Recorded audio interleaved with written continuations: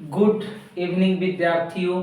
आज के क्लास में हम पढ़ेंगे भारतीय संविधान। भारतीय संविधान की कुछ टोटल 12 अनुसूचियां, यानी भारतीय संविधान की सभी 12 अनुसूचियां।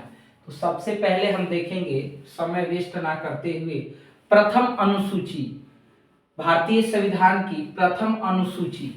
प्रथम अनुसूची में हम देखेंगे भारतीय संघ 28 राज्य और 9 केंद्र शासित प्रदेश।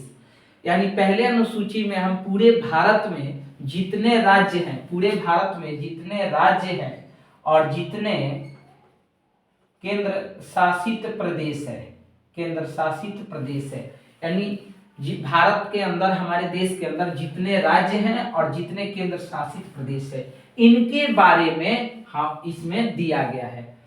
भारतीय संघ राज्य और उनका 9 केंद्र शासित प्रदेश के बारे में हम पहले अनुसूची में दिया गया है। दूसरा अनुसूची देखेंगे, वेतन भत्ते सभी बड़े पदाधिकारियों से संबंधित जानकारी, यानी जितने राष्ट्रपति हैं, हाई कोर्ट, सुप्रीम कोर्ट के जज हैं, न्यायाधीश हैं, मुख्यमंत्री हैं, प्रधानमंत्री, राष्ट्रपति, उनके वेतन संबंधित जानकारी द्वितीय अनुसूची में है। द्वितीय, भारतीय अनुसूची के द्वितीय में है। तीसरे अनुसूची में विभिन्न पद और उन अधिकारियों की शपथ ग्रहण, यानी प्रधानमंत्री का पद, तो उन प्रधानमंत्री का शपथ ग्रहण, राष्ट्रपति का, मुख्य न्यायाधीश का, मुख्यमंत्रियों का, इन सबों बड़े बड़े पद का शपथ ग्रहण का उल्लेख तृतीय अनुसूची में किया गया है। अब आते हैं चौथी अनुसूची। चौथी अनुसूची में राज्यसभा की सीटों की संख्या, चौथी अनुसूची में राज्यसभा की सीटों की संख्या के बारे में बताया गया है कि किस राज्य की कौन सी सीट, कितनी सीटें हैं, उन सीटों के बंटवारे के। अब आते हैं पांचवी अनुसूची। पांचवी अनुसूची में एससी और एसटी कैटेगरी से संबंधित जानकारी है, यानी अदर बैकवर्ड क्लास और अदर शेड्यूल कास्ट, इन दोनों कैटेगरियों के बारे में पांचवी अनुसूची में इनकी जानकारी दी गई है। अब आते हैं छठी अनुसूची। छठी अनुसूची में भारत के जो पूर्वी राज्य हैं, असम, मेघालय, त्रिपुरा, मिजोरम, नागालैंड, कोहिमा, इन राज्यों की जानकारी के बारे में छठी अनुसूची में दिया गया है। टोटल उधर 9 राज्य हैं, जैसे नागालैंड, असम, अरुणाचल प्रदेश, मेघालय, त्रिपुरा, अगरतला, मणिपुर,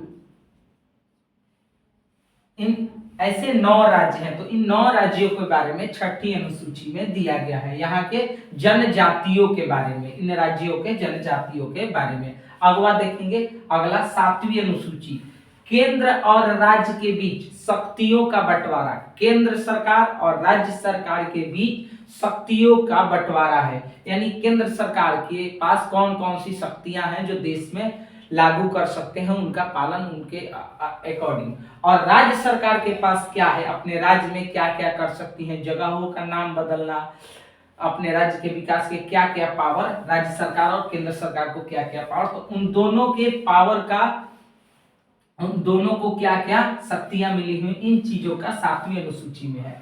अगला देखेंगे 8वीं अनुसूची। 8वीं अनुसूची में भारत के राष्ट्रीय, भारत के 22 भाषाओं के बारे में दिया गया है। पूरे देश में 22 भाषा को मान्यता दी हुई है, जो हम लोग नोटों पे लिखा रहता है, 10 के 50 के, आप कागज वाली नोट लीजिएगा तो वहां 22 प्रकार की भाषाएं दी हुई है। तो पहले यह भाषा 14 हुआ करती थी। पहले कितनी थी?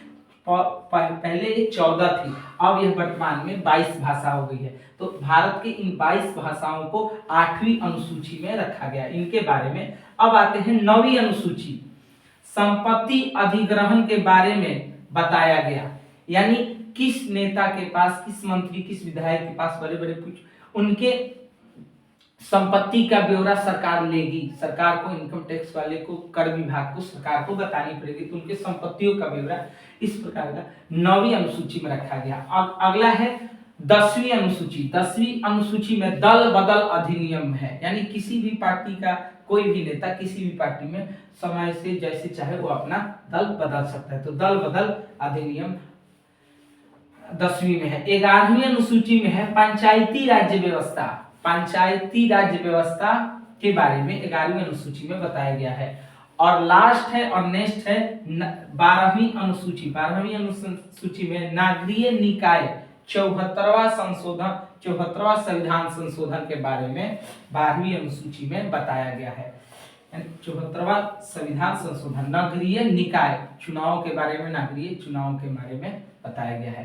तो आज के लिए बस इतना ही, आज की क्लास को यही खत्म करते हैं। आगे सब आप भारतीय संविधान के टोटल 12 अनुसूची हैं, इसको याद रखने की कोशिश करें, याद करें। एक परीक्षाओं से railway, bank, UPSC, BPSC, PCS के लिए ये सब प्रश्न बहुत लाभदायक है। जय हिंद, जय भारत प्रिय विद्यार्थियों।